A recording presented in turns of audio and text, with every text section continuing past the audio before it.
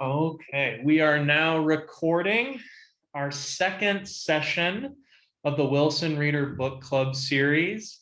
Our ranks are thinner today than last month, and they're thinner than I anticipated due to several cancellations, but we're recording so that we can share this information and this conversation with the three amigas and amigos around this table, both actually and virtually. I'm very excited about this selection for various reasons. As I talked about briefly in the Gazette, this book touches home in several respects. So David Blight, the author, he was educated at Michigan State University, right? He grew up in Flint. So he's the result of Michigan's public education system.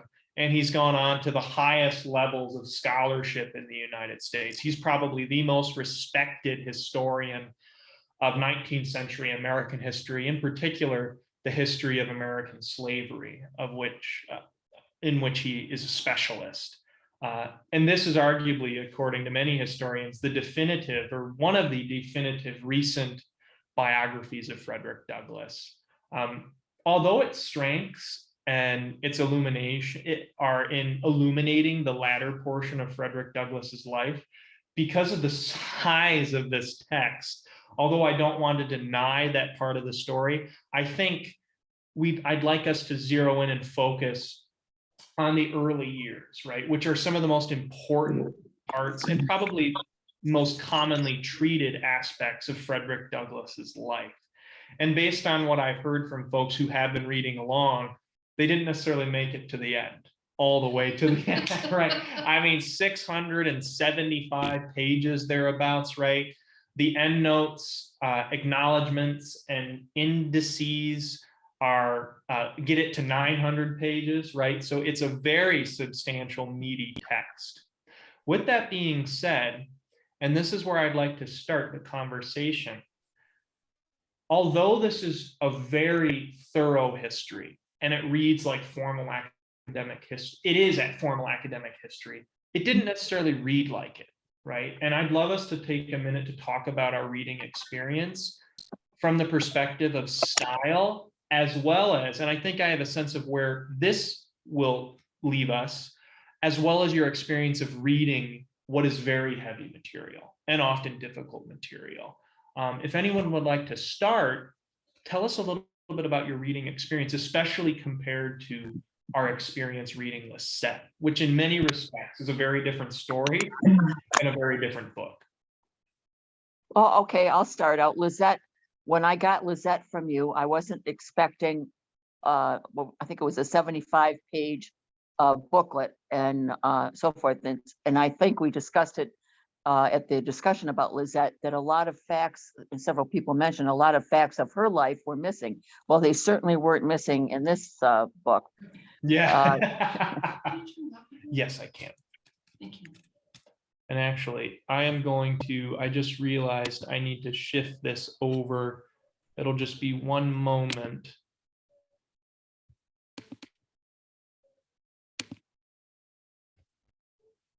Okay. I'll turn it. Do you want me to say it over again? No, I think we heard you, Joan. We just want to turn up the television volume. Can you try again, Joan? Just Okay. one more time. Hello, welcome to the Wilson Reading Group. Okay, that's a little louder. Yep. Perfect. I think that's a little bit better, Joan. Thank you. But to piggyback off what you were saying, and I imagine Colleen will also have something to add, I think you're absolutely right. I mean, this is an incredibly thorough treatment of Frederick Douglass's life. And a lot of that has to do with what I referred to or alluded to earlier, just the volume of words, right? This is a book and a story that is fundamentally about language and the power of language, right? I mean, Freddie, he talks about his weapon as that it is words that are his weapon. And the way Dave Blight treats language, it is a source, the fundamental source of empowerment for this man.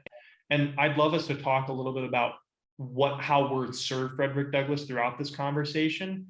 for me, there are two modes of language that are important to Frederick Douglass, and in turn important to our country and our treatment of it. It is through the written word, right? Through newspapers, through tracts, and it is spoken word as well. Although Frederick Douglass did not live to see the radio or other mass media, he did live to see the mass media of phonography, right? Which is a form of spoken word that is recorded.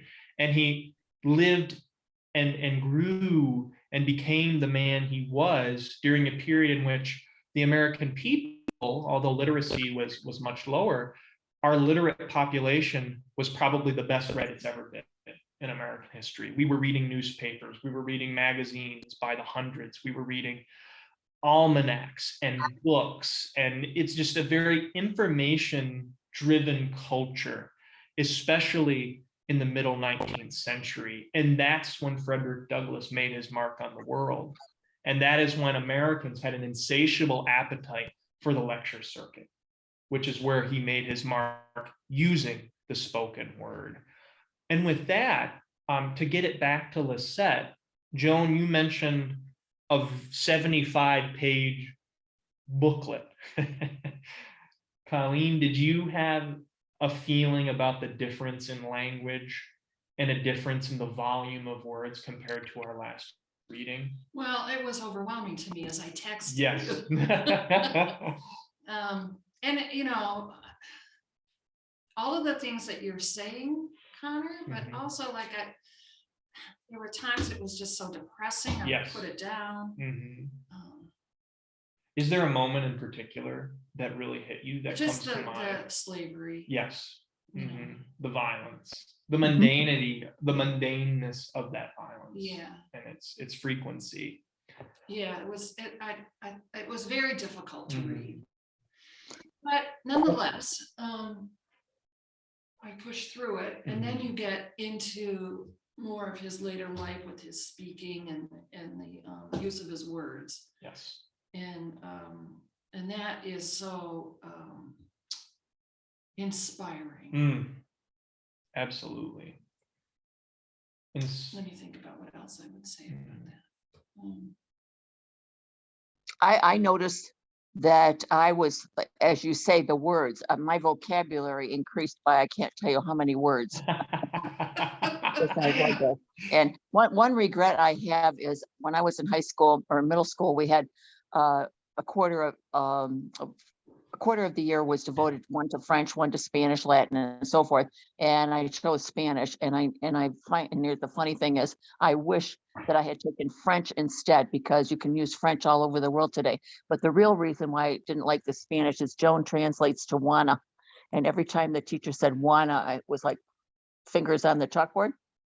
But anyway, the looking up the different words made big difference. But the other thing, when you're talking about how finally when I got into it, he was talking about the difference between, like, his owner could go to church on Sunday and profess all these songs and so forth, and they were supposed to get dressed up and go and sing, and I know the music helped them get through a lot of the slavery, but just the difference is, okay, you're doing this and you're going to church to be saved, but what's going to happen what's going to happen to you eventually because you were a slaveholder.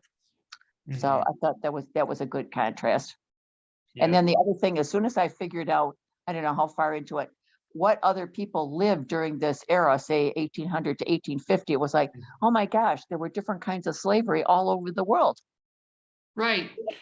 And that's, I think, a really worthwhile question, Joan, is thinking about, this book doesn't necessarily contextualize what enslavement was in the world at that time. I mean, we were in the midst of a very robust anti-slavery movement, and particularly in Great Britain, while at the same time we were seeing the greatest expansion of slavery's footprint and the economy and economic powerhouses built on it in the world. So like France and England, a lot of their fighting in the early 19th century was rooted in control of the Caribbean, and what was arguably the most important staple of on the planet, or crop on the planet, which was sugar, right? Sugar cane. It was like gold. Its value was immense. We think about King Cotton, but we forget about sugar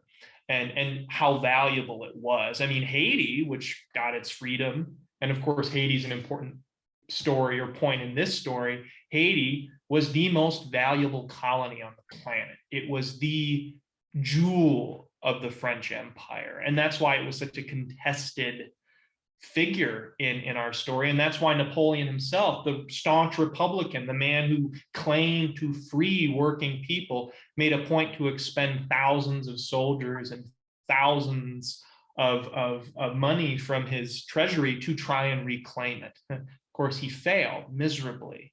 The reason I bring that up is, despite the unique horrors elsewhere on the planet, in a lot of ways, the transformation that was underway in the early years of Frederick Douglass's life and into the 1850s saw a transformation in what slavery looked like in the United States. And I kind of want to go back to what Fred did in the beginning, or what he talked about. If we look at moments when he was afraid, the root of his fear and the root of the fear of others, including those he conspired with the first time to escape, the one with his group of friends, the 4 or 5 enslaved men with whom he conspired, for whom he wrote passes, right? Their fear was being sold down the river, right? Being sold south. And a lot of people, and I don't know if you both have a sense of that, why do you think that is such a terrifying thing for people who are already living arguably the most terrifying experience you could possibly imagine? Why is being sold south such a terrifying prospect for people who are already enslaved? Because do we have a sense of that? It was a perception of worse. Right. But what about it made it worse, do you think? And I'd love to speak to it, but I just want to see if people have a sense of what made it so uniquely terrible. Well, I think they were treated even worse and probably killed. And the other thing about being sold south was you would no longer see your family, which is what happened to him. Absolutely. And then, and you're both absolutely right. I mean, it's the labor and the nature of that labor was, I'm sorry, Colin, you were gonna No, that's okay. I also thought the proximity to Canada played in. It could, absolutely. Role. Although in a way, where Frederick Douglass was located in Maryland, that was still the other side of the planet from Canada. Yeah. You know, it was like the other side of the world. And to be sold to, in particular, Mississippi or Alabama or even Georgia, but especially Mississippi or Alabama, it would mean the end of your world. And not only, to your point, Joan, which I think is excellent, because you're so far away, but furthermore, the nature of cash crops. I don't know if you remember what the Alds and Anthony and other slave owners that we hear about in the early portion, never do you hear the word of cotton. That was not the cash crop in Maryland at the time. They were talking about wheat. We're talking about animals like pigs, sheep. There was no mention of the cash crop cotton, because cotton was not king in states like Maryland or Virginia, where historically slavery was concentrated in the United States. It was in the quote unquote West. And that's something I'd like us to talk about too in our conversation. The shape of the United States is very different than it is today. And consequently, when you were sold south, you were sold to new states that had a new cash crop that was far more torturous than any other cash crop involved in Virginia or in Maryland. When you were sold south, you were not only sold away from your families, but you were sold into a situation. The only thing worse was being on a sugarcane plantation. I don't know the exact life expectancy in a sugarcane plantation, but today people who work those plantations, and remember, this is wage labor, not slave labor today, those people die of heart attacks in their 40s and 50s because of how difficult it was and is. So if you were working as an enslaved person in the sugarcane plantations, you might live till you're 30 and then die of exhaustion or heat exhaustion. Or to your point, Joan, you may very well be beaten. But the one thing that's important to note and then I'll shift us back in the conversation. But the reason I wanted to focus on this is the fear of being sold south into a state that was relying on the cash crop cotton is you're going to have a less robust life. It'll be a shorter life. It's a much harder crop to manage. And because of its profitability, the expectations are much higher for you as an earner and as a cultivator. So they had certain quotas that they set, and the overseers, it's funny to me, the overseers we meet in this book were fools, right? They're not very good at what they do. The overseers in Mississippi and Alabama, those slave drivers, they were experts in not useless torture, but torture that was designed to increase productivity. Right. And that's something that I hate to bring it up, but I think it's important. This is something I've grappled with in my study of slavery for a long time. We think of slavery as no good and an institution that is designed to fail, but in the Deep South, they perfected it. Oh, it was all about mind. Yeah, it was all about mind. Yeah, mind. It was about money. It was about power, and it was about making sure you literally squeeze out as much value from your slave labor as long as you can until they die, right? And so you weren't beating people to death unless you really had to. You were maximizing your stock's potential, just like the oxen that Fred pushed himself into the woods was maximizing those animals. And that's something that the reason I wanted to bring that up is chattel slavery in the Deep South was unique in its unique horror, in its precise use of violence to create value. And when I say value, we're talking about the greatest, arguably, per capita, the greatest concentration of wealth in terms of cotton and in terms of human capital, i.e. enslaved labor, arguably this country has ever seen, at least up until that point. The wealthiest people in the United States, if not the wealthiest people on earth, by 1850, were the slaveholding classes in the Deep South, And remember, I'm not just attacking the South when I say that, John, and Frederick Douglass was not just attacking the South. He and other abolitionists were also mindful of New England and New York, where they also benefited deeply from their ties to not the transatlantic slave trade, which was, of course, abolished by the early 1800s and 18 teens, but in particular, the relationship with King Cotton. That's not as important to our discussion today. I think it's important just to acknowledge the unique terrors of American slavery. But to your point, Joan, I don't want to minimize the horrors experienced by enslaved people in other cultures, including French and British colonies. And much later, and this is a whole other topic that we don't necessarily need to get into today, but the unique horror of enslavement in Brazil, which actually arguably received, and South America as a whole, received more enslaved people from the old world, from Africa, than even the United States, right?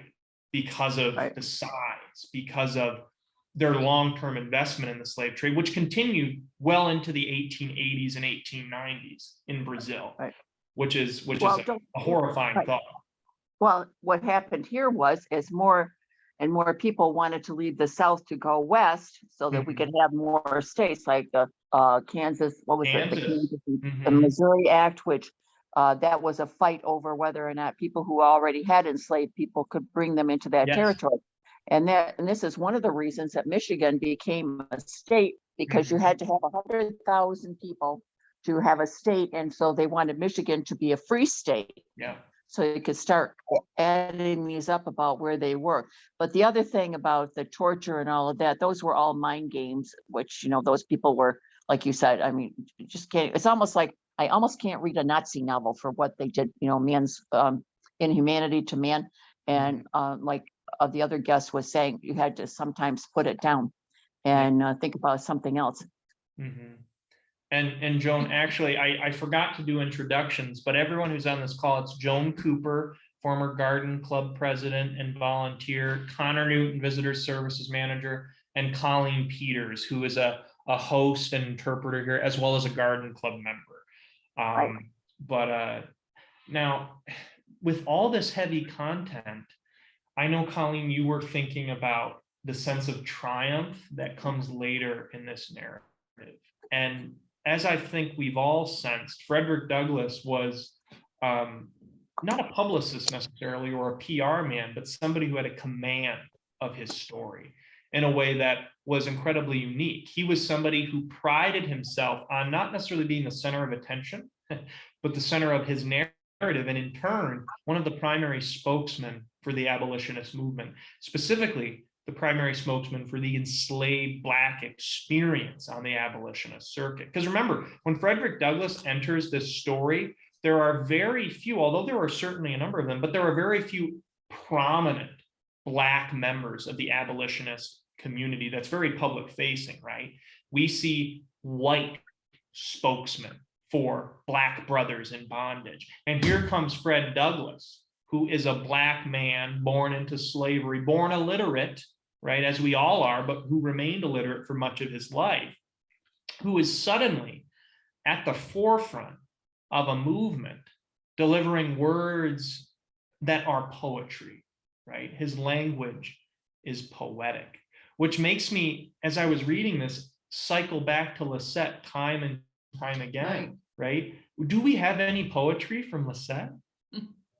The closest thing we have to poetry from Elizabeth Denison Ford is her will, which she didn't even write herself. Right. And I'm wondering if you both, in your experience of that 75-page text versus the 750-page text, even though we know Frederick Douglass, I'm interested in hearing about, or know Frederick Douglass better, I'm interested in hearing about what you thought of the experience of learning so much about Fred, learning so much about who he was through his own words and through the archive, and the silences we encountered in learning about Elizabeth. Were there any silences in particular that you were remembering or thinking about as you encountered Frederick Douglass, prophet of freedom? Well, I have a thought. Lisette was completely illiterate. So Yes. the people she worked for or were kind of with her were the ones quoting her. But do we really know what she really thought? Because my view is she didn't really sit down with anyone to discuss what she really thought. And I think she was an older, I don't know how old, I never got the idea of how old she was in Lisette, maybe it said, but I kind of got the feeling that if I had been her, I would always be afraid, no matter what changed in the United States as far as law, that somebody was going to come and get me. Yeah. And so I think maybe she kept her words closer to herself and maybe lived vicariously through the people she lived with and found her way in life that way. Whereas Fred, as you call him, decided he is full of words. And don't you think, this is what I thought about it, he kind of took on the narrative way of what I would call storytelling, the way he learned in church, because he refers to Bible verses and that quite often. And maybe people would be, maybe people back then weren't exactly ready yet to hear the message of abolition that was being thought of or preached in the world, because their life experiences weren't what his were. And so maybe the telling of the stories the way he did what kept the people interested, because he had those I think there were like tent meetings and all kinds of things going on from place to place where he became better known. Did you have Well, something to add to that? as they went into Reconstruction, it just, I mean, that's all they had was him. And so and that would have been foreign to everybody, I'm sure. It would have been foreign. Oh, yeah. And it actually, I'm glad you brought up Reconstruction, Colleen, because although this book and our conversation today, I think in many respects will focus on the earlier portions of his life where he really made his most transformative marks, we start this book, and this is a structural comment, with Reconstruction and the unveiling of the Emancipation Monument, right? This very controversial and powerful monument memorializing Abraham Lincoln. Yes. Just in literature today and in historical research on public memory, that monument is sort of dialectically treated. There's a tension there because it's both a gesture and expression of Black empowerment and power, in the sense that the money that went to its completion and construction was money raised by Black people, right? Mhm. But it was executed and designed by a white man who showed Black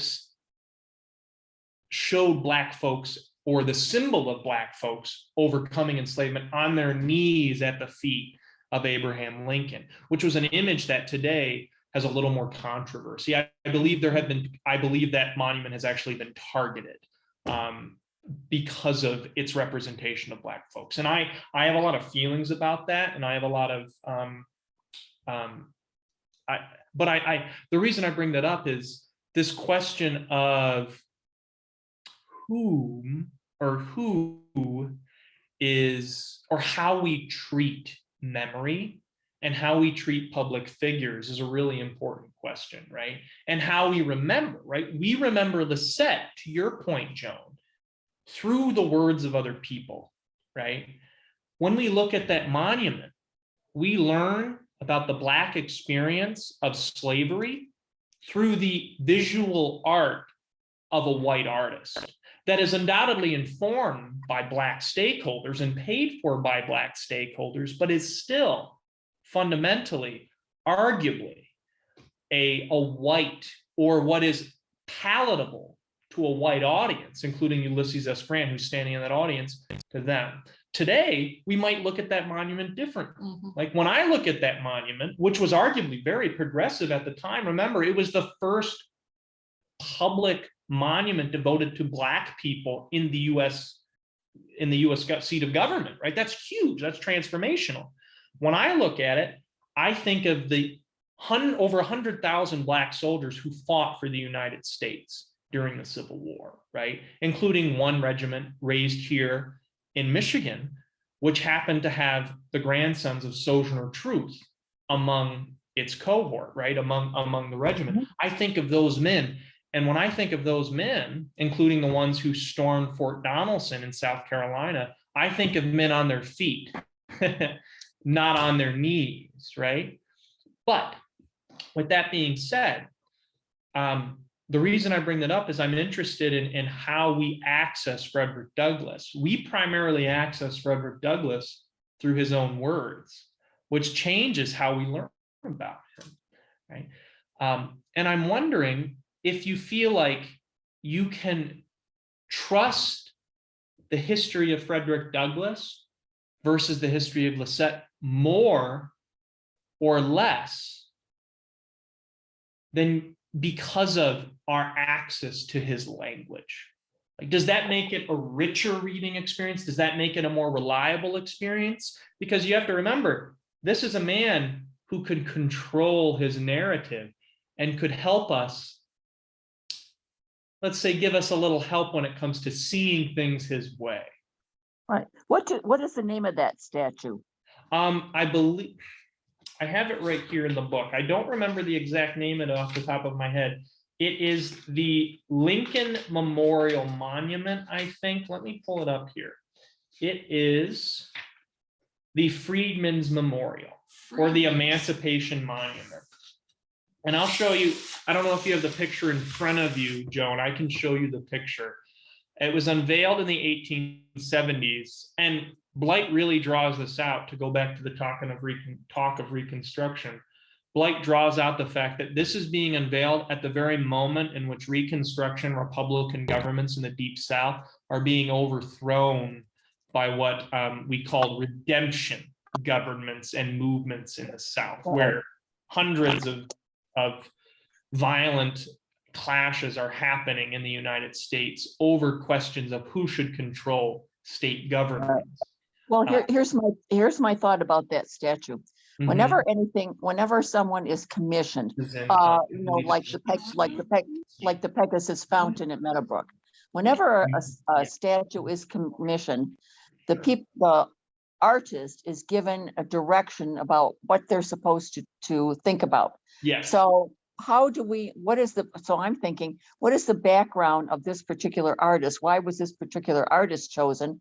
And when you say that it's what it is, I would look at that differently. I understand today's perception is different, but I would look at that. It's like sometimes, in libraries, we have a picture of someone who's a statue of someone who's reading to children, and they're all kind of gathered around. I would look at that, knowing about the times, and not being, my feelings weren't involved in it, but to say that this was like Lincoln gathering the enslaved around him so that they could live a better life and have freedom. I don't look at it as they bowing down to him. I look at it more like he's gathering them around and was responsible for Emancipation Proclamation, right? Yeah, and I think that's a really important point. And I think that was, in a lot of ways, the objective of the monument. It was centering Abraham Lincoln and his contributions in bringing about and orchestrating the very political act of emancipation, which was a risk, right? He, in doing the Emancipation Proclamation at the time, he did risked alienating the border states, such that states like Kentucky, which was a very important state aligned with the Union, states like Maryland might outright secede from the Union, right? Which would have transformed to some extent the battlefield of the United States and what that would have looked like. And I think that's a very valid point, Joan. I think today, and even then, because Frederick Douglass had issues with this monument, his hand is hovering over an enslaved man who is at his knees with the chain sort of broken before him. The monument, although commissioned by Black folks and paid for by Black folks, and to some extent informed by the wishes of those Black folks, it's executed with the artist's intention and the artist's biases, right, in mind. Then that's art, right? That's the nature of artistry. You can't demand that an artist not do what he imagines. I don't know this Thomas Ball, he was the sculptor. I don't know his work well. I'm more familiar with my favorite monumentalist sculptor of the period, whom I research. His name is Randolph Rogers. And like Thomas and pretty much every classical or neoclassical American artist and sculptor at the time, they were working in Europe, right? Their studios were in Rome, and where they were close to Roman and Greek art and close to the finest collections of art in the world. We talked about it when we read Lisette last week. Why are Americans going to Europe? It's because that's how they get close to the classical literature that inspired so much of their interests in their world. He did most famously the Soldiers and Sailors Monument in downtown Detroit, which has been an object of interest of mine for many years and still remains so. The treatment of enslaved people in public memory has changed. The most famous example, and I can't really show it right now, but I'll have to show it up in a follow-up email. The representation of the regiment that stormed Fort Donelson, South Carolina, in the 1860s, the early 1860s. I think it was actually 1863.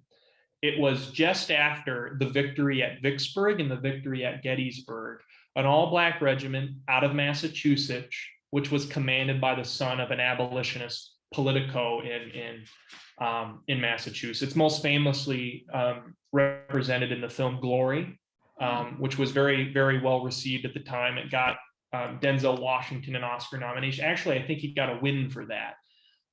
There is a beautiful bronze of that image that shows, I believe it's from the late 1800s, early 1900s.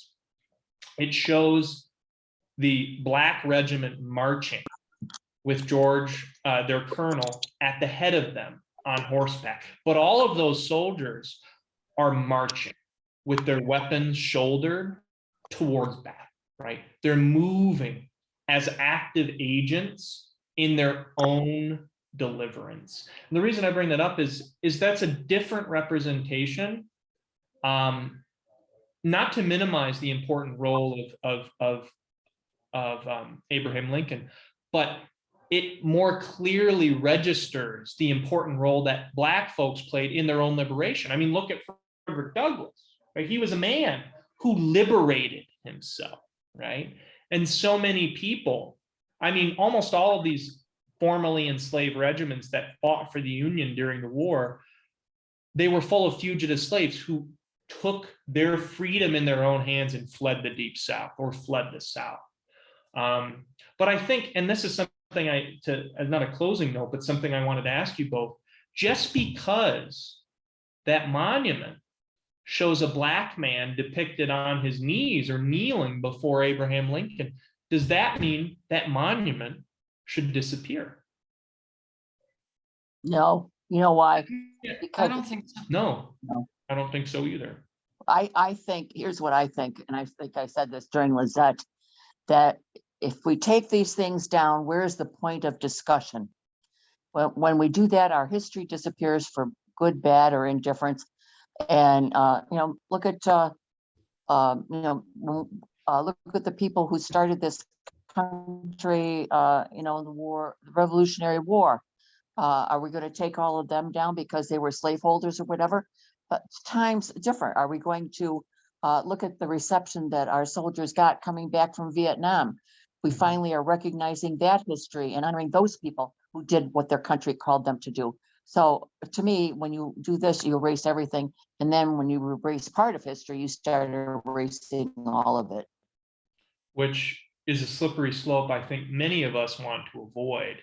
However, Right. in saying that, and I think I can speak for those of us around this table, we're doing the hard work of exploring a very painful topic, right? I mean, Colleen, you were talking about, and that's my experience too. There are moments where I read or encounter the kind of violence that these people experience, and it literally takes my breath away. Like I cannot, like you were saying about your reading of Nazi Germany, like when you encounter, you don't see humanity in it. And yet it is human beings doing that work, right? And it's human beings doing that work to other human beings. Although we don't want to erase difficult history, right? Like some people are talking about, I think it's important that we contextualize it, right? Like, for example, I sort of wish we could, and I didn't get as far in that portion of the book. I'd love to know what Frederick Douglass would think of our reckoning with public memory right now. Like, what would he think of the removal of Robert E. Lee's statue from the center of Charlottesville? I think I know what Robert E. Lee would think of that. That monument was raised in the center of Charlottesville, I think 40 years after he died. A man who reconciled himself with his government, who wanted reconciliation, and who signed a document, a former traitor, not necessarily apologizing for his act of rebellion, but acknowledging the Union and the federal government. It was an oath of office. It was an oath that all Confederate officers and soldiers were forced to sign in order to regain the benefits of citizenship. He was a man who centered reconciliation.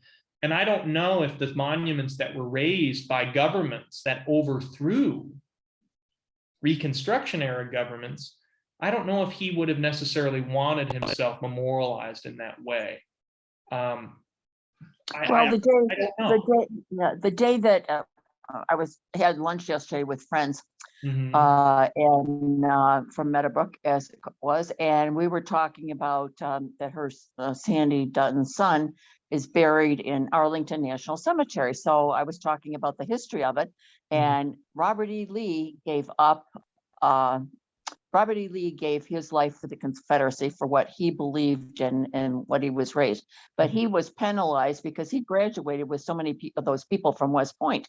And so Mark Dutton said to me, well, why is Arlington House so intact? It's just had a $3 million renovation. Why is everything there? I said, because the day they left, Stanton and some of the others in the Lincoln administration so hated him and decide on retribution. That's why they started burying bodies there on Arlington's, what is Arlington Cemetery today, so that they could never come back.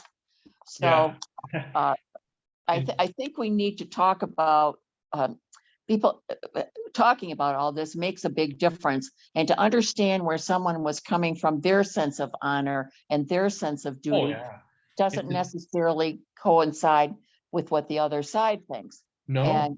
But I frankly think that this war had to happen in this country for there to be a change. It was, you know.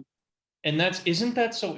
I'm so glad you brought that up, Joan, because, and I don't know if you heard Colleen, but she and I both were like, this is a war that was, and that's something I love about this period and why I'm so drawn to it. This is a period in which providence was real, right? There are a lot of Christians, you know, I consider myself a Christian, but for me, the Lord is not as present in my life as it was for these people, right?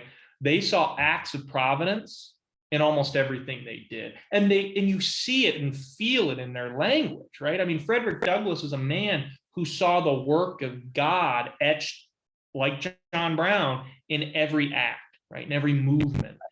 And this is a war that felt predestined from the beginning, right? Not only by our founders who put off the question of slavery for another day, but it just, there's a certain, just the enormity of this war, the enormity of the horror, but also, to your point, the incredible beauty, in a way, of the human response to it, right? There was so much story that came out of the horror of that war.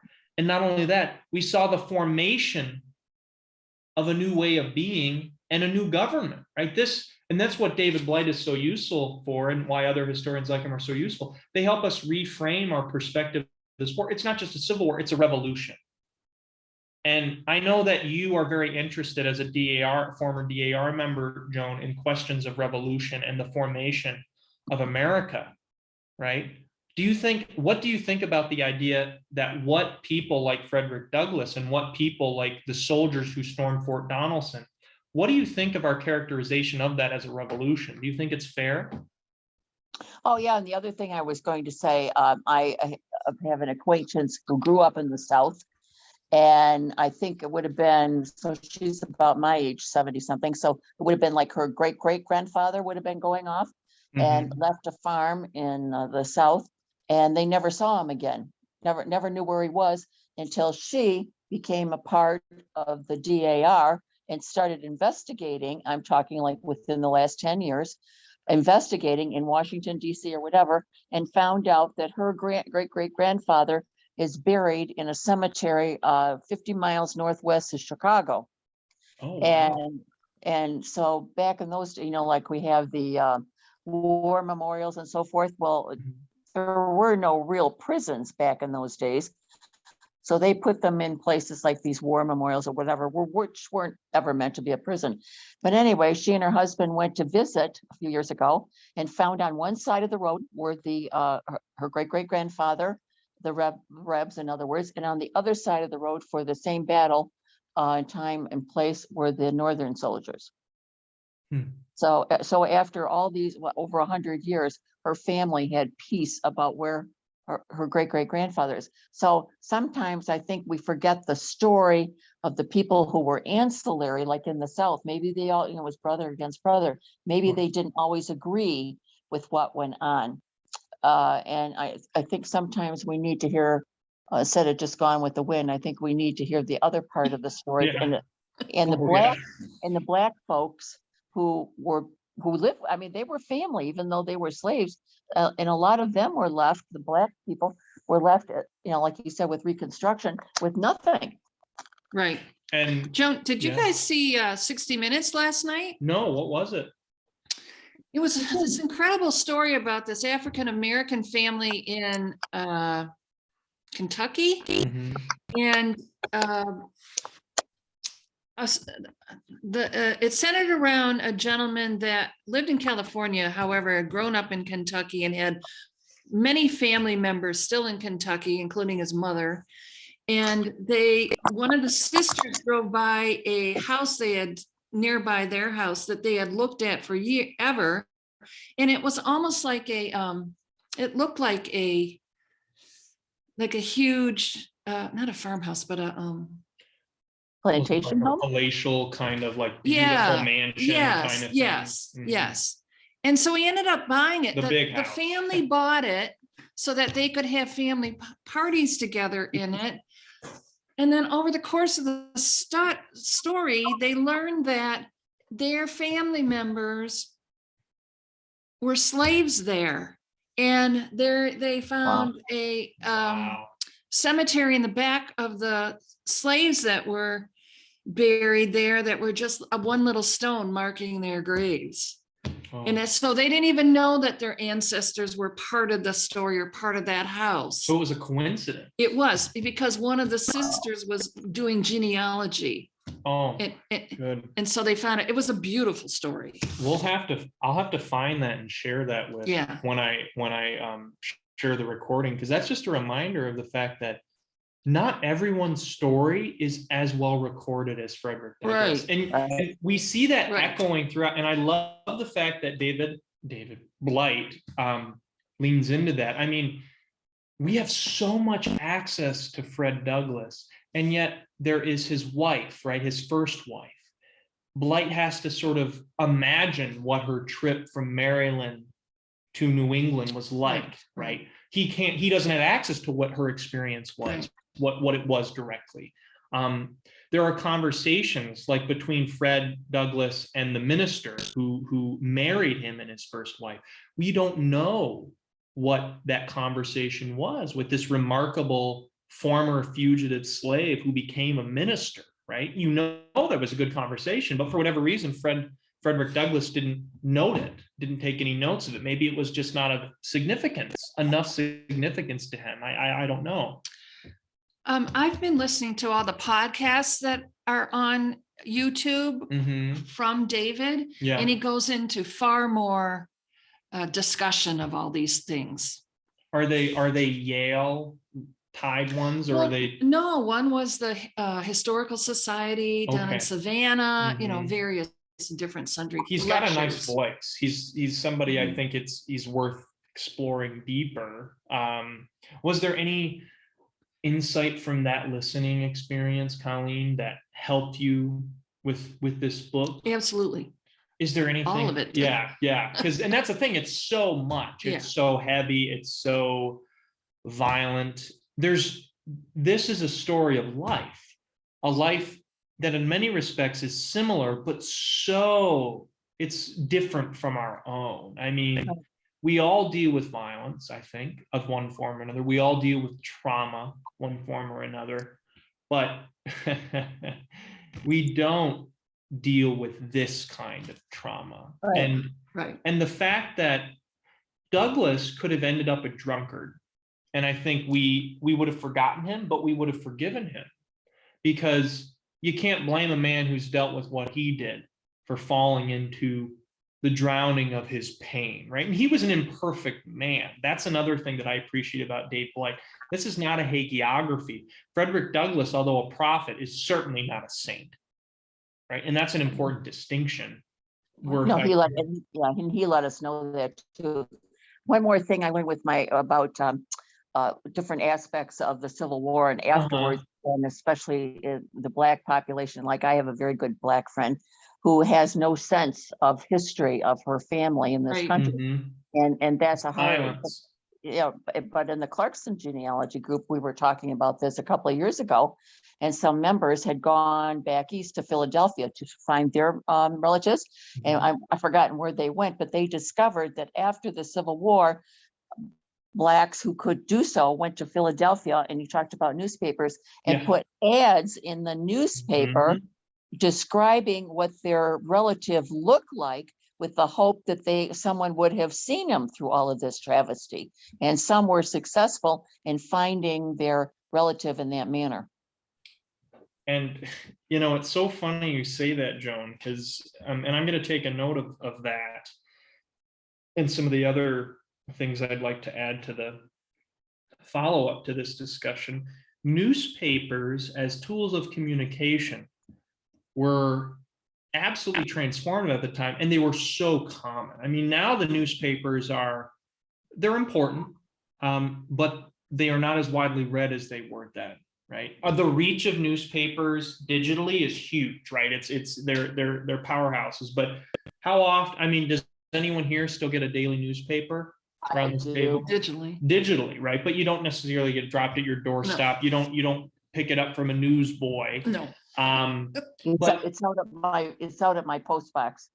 Yes, I do get it every day. Oh, yeah. And so for them, I mean, newspapers were the primary means of communicating with the public. So to your point, not only were they tools in the North, especially after the war, where formerly enslaved people could communicate, and they didn't necessarily have, it's like they give the names of a family, they give descriptions. We're looking for this person. We're trying to piece together a family. But there are also means by which fugitive slaves could be brought back into slavery. So there were also a means by which enslaved people could be sold, advertised. So the history of advertisement, which I love, is also a history of human bondage, right? And there's some really great public history work being done right now, making those articles accessible to the public. And isn't that so interesting? It's not only is it a means of the newspapers to draw people back into slavery, to draw them back into this state of this wretched condition, but it's a means to repair, right? Broken families. The writing part, I just happened to think about something. Maybe it was a godsend for Lizette that she was illiterate, because if someone ever did come, like Frederick Douglass, I read several times, and there was afraid about his writings, especially when he had to destroy the papers and anything that had to do with John Brown and Harper's Ferry. Yeah. And maybe it was a godsend, just off the top of my head, that Lizette was illiterate, that if anyone discovered this story about her or whatever, it was all oral, except for what other people said about her, and it could not be put back on her if, say, the world turned and she became enslaved again. Well, yeah. I mean, Black African Americans to this day are wary of white folks. They still are, and they're still careful about what they say in front of us. A lot of the time. And I mean, I think there's a lot of wariness on both sides of the issue. I mean, it's funny we're talking about this. We had an administrative professional meeting today.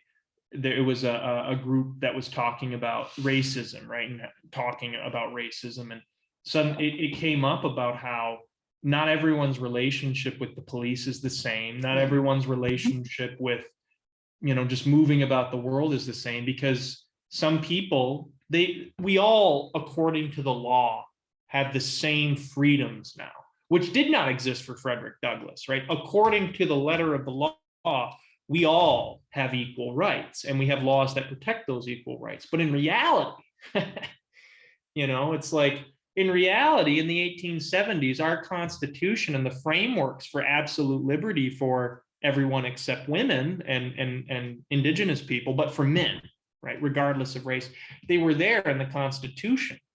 Yet, I mean, when did Black folks have full freedom, right? It arguably wasn't until the Civil Rights Acts in the 1960s, and even then, right, there still was not full liberty. So it makes one wonder, about. Well, I can tell you. So when I used to teach school, I would tell my children this. When I was in college in 1962, 63, that's when a lot of white people were going down south to help register Black people, and they would take college students. And as an art teacher who did that, right? And then we had register to vote. Yeah. And then we had the woman from Detroit who was murdered. Well, yes, she was. I was living in Niagara Falls at that time, and I was living in Niagara Falls at the time, and I worked on the playground as a public servant. And a lady, my boss, said, "Oh, well, you might be a couple of days late to the job. What's going on?" And I told her we were taking my fiance's car down to him in Biloxi, Mississippi, because he was in the service. And she says, "Oh, you're going to Mississippi." I'm getting the chills thinking about it. So she hands me this yellow legal pad size paper that she said, no matter, you and your girlfriend don't have any college rings on, no college sweatshirts, nothing. You're just going down there as an engaged person. Don't mention college or whatever. And she gives me this list that when we got to the border of Mississippi, if anyone gave us any trouble at all, starting at the top of Mississippi all the way down to Biloxi, she was related to all different judges and attorneys. Oh, So this was the same week or so that Violet Liuzzo, I think, was murdered. And so, I mean, you talk about that. And then when we were down in Biloxi, there was the white drinking fountain, the black drinking fountain, and we got on the bus to come back up north. We were probably halfway through the line or whatever. And then the next thing I knew, we were in the back of the bus. And what happened was that the white people who were at the front of the bus let anybody who was late come in to the middle. So we saw this the whole time we were down there. So I said, to my students, this isn't over. Right. It'll Still never isn't. be over. And Yeah, so, still isn't. and it makes me think about Frederick Douglass he had his issues, but he was not a hateful man. He didn't hate white people. White people were his allies, No, I right? don't get As that well sense as at his all. enemies. So it's like, and how do we handle pain, right? How do we handle this kind of pain when, Joan, it's crazy to put it in, that was 100 years after the Civil War that you Right. experienced that. And 100 years from now, what we're looking at, that was 50 years ago, 60 years ago, or about Right. 50 years ago. Right. 100 years is 2063 is not too far away, right? No, I'm going to live to see it. My parents probably won't, God bless them. If my mom lives to 107, that'd be great. But realistically, it probably won't happen, but I will live to see it. And it just makes me wonder, will this country looks fundamentally different from what Frederick Douglass knew when he died in the late 1800s. In terms of technological advancement, I love the beginning of Dave Blight's book because he talks about how Frederick Douglass was born in a world where he saw the creation and mass spreading of the telegraph, the railroad, the phonographic record player, the telephone.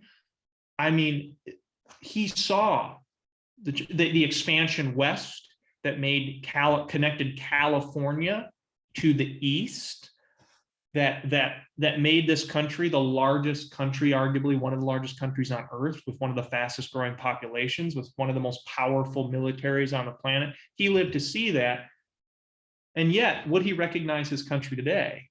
Would he have recognized it in 1963? Will he recognize it if he's looking down from on high, our country in 2063?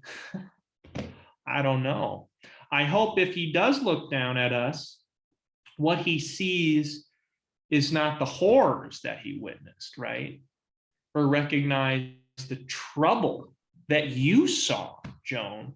If you had told Frederick Douglass that people would be driving down to Mississippi to try and help free Black folks from political disenfranchisement, I wonder if he would have laughed or if he would have shook his head in recognition. I'm not surprised that. Well, I don't even think we would have had that without someone like Frederick Douglass, to, like you said, prophet of freedom. And I was going to say this too. Some days, like you were talking about, it was hard to read. I'm sticking to that other phrase, prophet of doom. Oh. And I think, in my view, I thought about it. He led us to what I call the light, in religion, that prophet of freedom. He was the hope for a lot of people that had no hope. So without him, we might not even be where we are today. I wouldn't be so. And I guess the question is, where are we today?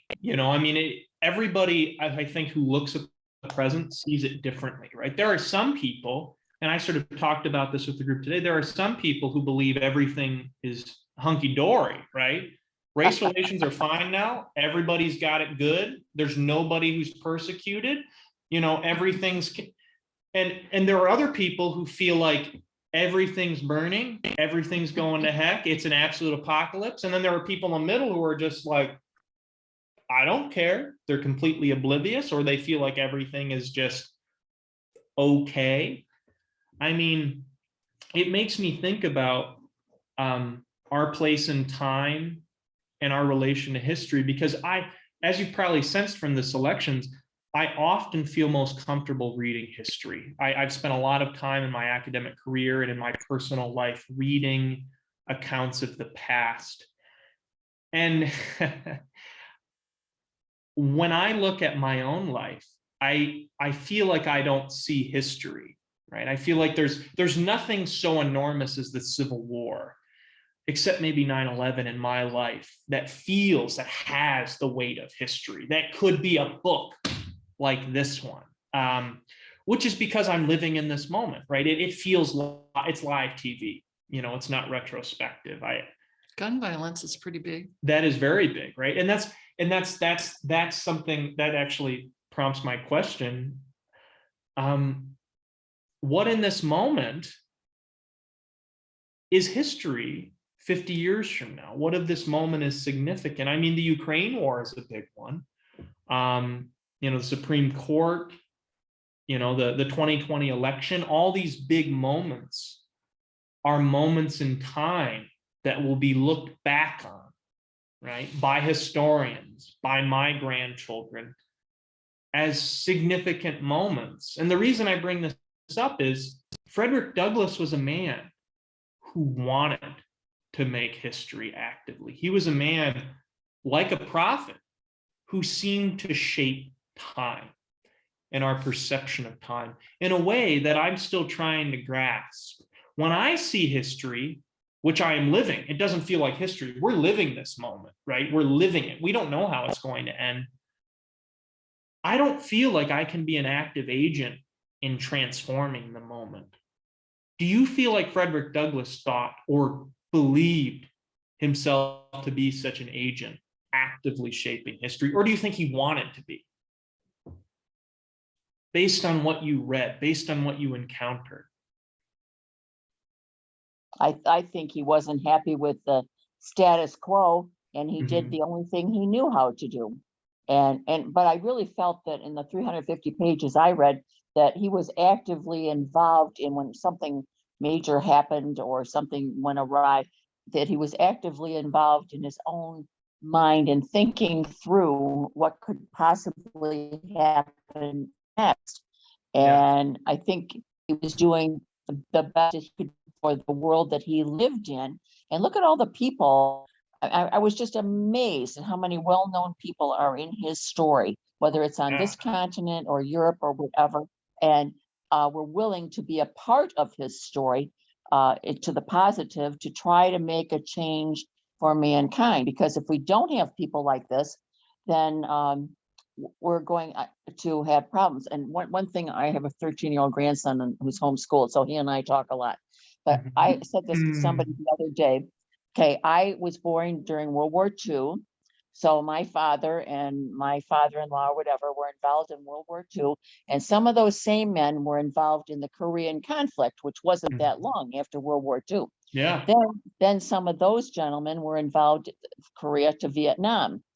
And no one has ever written a book. I was asking my friend about, no one has ever written a book about how this affected the men in this country. My first husband's father was gone for 4 years. So then his father could have been going again to Korea, which some of them did. And then some fathers were gone during Korea. And then my husband was in the Air National Guard during Vietnam.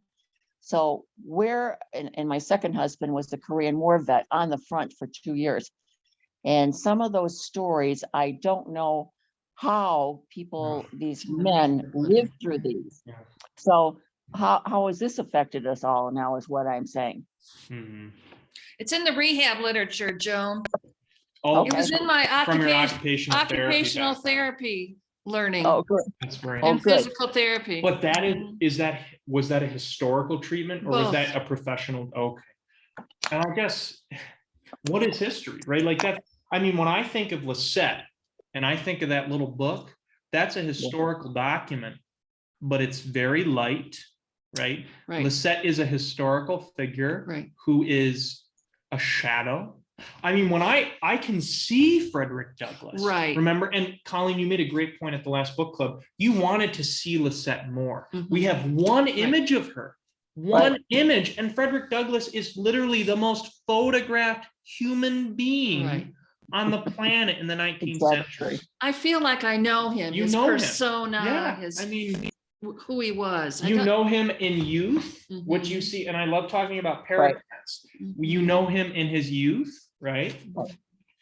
We know him Mhm. at the end of his life. The back is one of the older pictures of him, and I love that deliberate paratext, right? What frames this book is the beginning of life and the end of life, right? In terms of the Right. photographic record. And I he's was amazed at what house he ended up in. That was a total surprise. Oh, you mean like when we started in the beginning, he had a huge house in DC, beautiful house, right? Yeah. And what struck you about the house in particular, Joan? It might have been in his dream, but I don't think he ever thought he'd obtain it. He'd what? He would ever obtain it? Yeah, I think he might have had a dream as he went on in his years of a home like that, but I'm not sure that he thought he would eventually obtain such a place and such a lifestyle. Well, it's funny you say that, Joan, because that sort of relates to one of my earlier We all feel questions. that way. Yeah, no, are we ever going to make it to the? He was a man who he is on the streets of Baltimore preaching to his friends, preaching to his little proto-abolitionist circle about eventually kind of becoming a United States senator. Like that's the joke. Like Freddie, he's gonna make it to the big leagues, right? That's what Fred wants.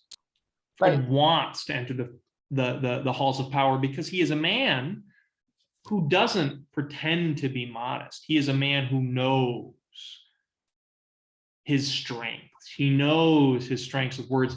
And every time I read Frederick Douglass, and David Blight, I think really does a good job leaning into Frederick Douglass's certain degree of hubris, right? And arrogance, which is I mean, it's arrogance that has backing behind it. I think this man, if anyone, of anyone I've known in history, has a right to believe in himself. Yeah. Because he is a remarkable writer. I mean, I wish, not with every fiber of my being, but I almost wish I could hear Frederick Douglass speak in Detroit in March of 1859 more than I want to hear anyone, even Abraham Lincoln. And a part of that is because Abraham Lincoln is said to have had a terrible voice for oratory, right? Frederick Douglass, I'm with you. a I'd man love to hear him too. who traveled this country, across the country to the West, which, speaking of geography, Michigan was considered a Western state then. Our soldiers who went to fight in the Eastern Theater of War were considered Western regiments, but he was a man who was in demand all over the country and the world, right? Like Lisette, he was traveling across the Atlantic as a fugitive slave, like Lisette, learning about the world. Of course, the difference is we know from Frederick himself what he thought about the world. We know from Frederick himself what he thought about this country and those in it and those people in his life. When it comes to Lisette, whose words do we have? Right. We have her will, and those even are not her own words, technically. We have to trust that those who took them were fairly treating it. Here's another thing that I thought of as I got to page 350 was that in the early part, as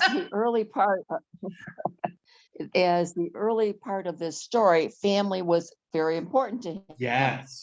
and so forth. But yet I couldn't help but thinking when he married Anna and they had 5 children, I guess it was a stop off on the way home. So they ended up having 5 children or onto the road again.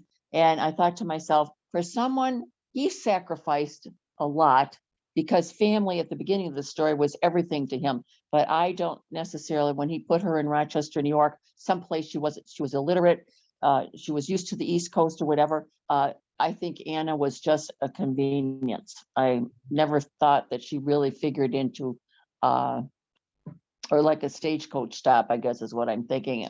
She never really figured into his thought of what a family was. Yeah.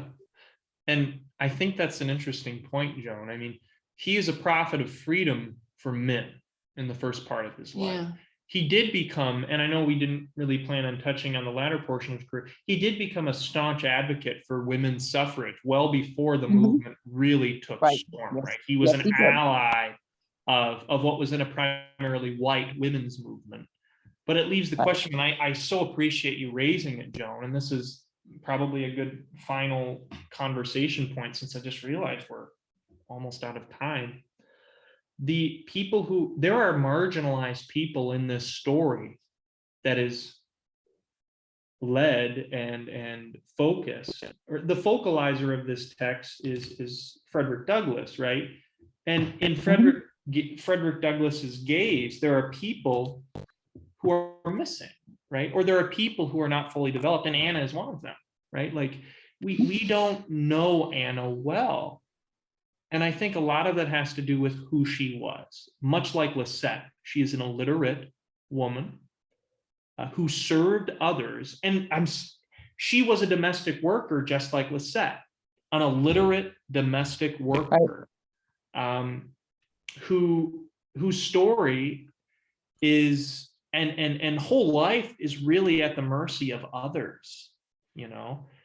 Do you feel like there were moments in which Anna took charge of her story, or are there women in this story who seem like active agents in their own freedom? I mean, she escaped slavery, well, not slavery, but she escaped a slave state as a free person to join her fugitive husband, whom she aided. I mean, that itself, I think, is an act of bravery. The only one I think, the only female character that I feel was drawn out or shown to us was the one who came from England and lived in their house that ran his newspaper. That character, I understand. Then when he had to escape to England, where I got to, that character was married or whatever. But you couldn't really, like the author really couldn't tell the story of Anna because I think you mentioned it once or twice too. There is nothing that you can take back to her or being quoted or whatever. No. So he had to speculate. Right. But I think that was a point of the author too, that Frederick didn't have everything under control that he thought he did. No. Remember, he had a big family. I love when Dave Blight led with that. He's like, you got a big family here, you know, dozens or, you know, a dozen of dozens of grandchildren and who were causing trouble, who were doing great things. I mean, it just goes to show that really powerful, famous people are just like us. Like they've got messed up families. They've got messed up elements of their lives. Doesn't matter how great they are as writers and leaders. And that in a way makes Frederick Douglass so human. Like he was a man who so precisely controlled his public image, having access through Blight to his problematic humanity, to the scuffs and the stains that are beyond the stains and scuffs and scars that Frederick Douglass allows us to see, right? He capitalizes on the violence he experienced in a rhetorical way, right? One of the moments that stands out to me, and I'd love to hear in closing some moments that really stood out to you, was that he knew when he was on the lecture circuit that if he needed to, he could rip off the jacket and clothes from his back and show the audience his scars, right? when he was on the lecture circuit, especially in the 1840s and the 1850s, this was before the mass proliferation of photographs, and some moments in which many Americans in the North didn't have an understanding, as we do today, of the horrific violence that was experienced by Black people in the South. So he doesn't need a photograph. This man who was so photographed, he can show his own flesh, right? If he needed to. But Dave Blight makes a point of saying he didn't really do that, right? But he knew he could because of his own experience. It was like the story of his life was on his back. Yeah, exactly. Or as he puts it, the parchment of his flesh. Right. Written not by his hand, but by the hand of violent overseers and violent men in his life, and arguably his own, not his own father, but men who worked for his own father. Because remember, at the end of the day, we aren't really sure who his father was, although he desperately, I think, tried to shape a genealogy like you do, Joan, like we do, like our ancestors do. We want to know where we come from, right? Mm-hmm. And some people can't figure it out, right? We can't figure it out because some people want to hide it, some people erase it. But that's one moment that for me just stands like as an image, as a thought, the parchment of my flesh, a man whose body tells the story of his enslavement, of the horror he witnessed. Were there moments or images that really stood out to you as either a lesson or as a moment of triumph or as a moment of horror that you wanted to sort of end on in our discussion? What does Colleen think? I just felt that his perseverance was so monumental. Yeah. That's what I got from him. He just was able to persevere through a lot of things. So many things. Right. The thing that I thought about was because I didn't realize that he was a compadre, so to speak, of John Brown. Mm-hmm. And I sat there reading that when John Brown was taken prisoner and was hung, and I could see, gave me the chills. I could see Frederick hearing the news about what happened. I could just imagine this, hearing the news about what happened to John Brown over his trying to be an abolitionist and help these people to freedom, and what Frederick Douglass had to do to get rid of all of his papers and sent word, so that because the word was out that I think the governor of Maryland was asking for him to be arrested, and that's when he had to leave the country. As a co-conspirator. Yeah. Right. Yeah, he dodged Right. a bullet. Right. And that's, I could just picture the scene if this were a movie, what all that would entitle, that all that work could be gone now if he didn't find another way to get around it. Yeah, think of how different it would have been. Yeah. One of the things I liked hearing from Blight was a question was posed to him about had he ever met Harriet Tubman, and that was really interesting. He had, but he didn't pursue a strong relationship with her, but he did have some contact with her. Yeah. And it's all those, is she literate? all those, do we know? right. I don't know. I know. But all those names that kept popping up as you got towards the middle of the book, I mean, all those historical figures from the 1800s to the 1840s or 50s. And I'm thinking, oh my gosh, this was a small country. Or this was an especially big man. And then last winter I read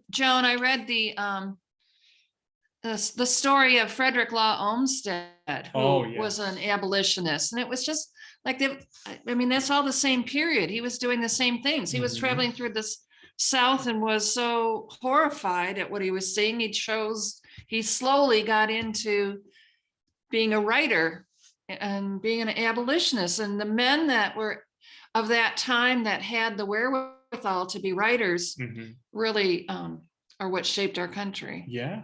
And shape it to this day. Right.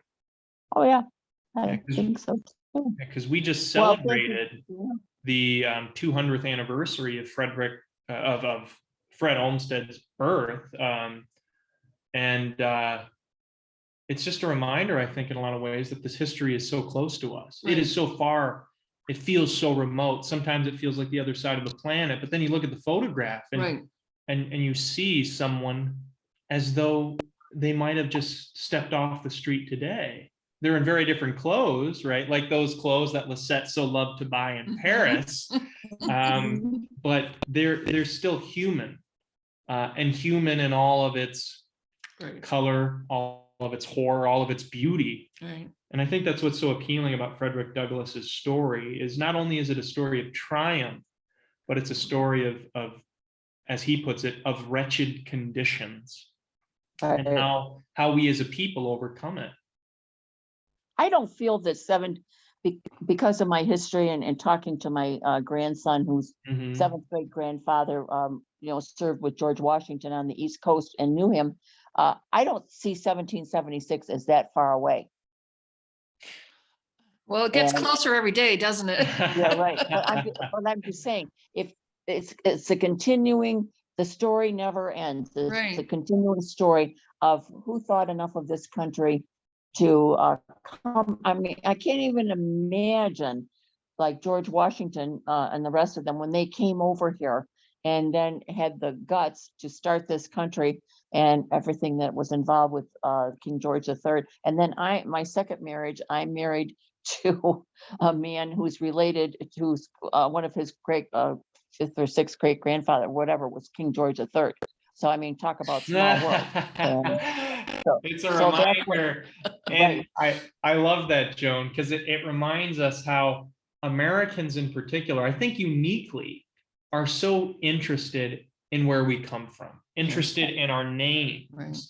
Just as we forget them, we're suddenly, a generation later, desperately trying to reclaim them.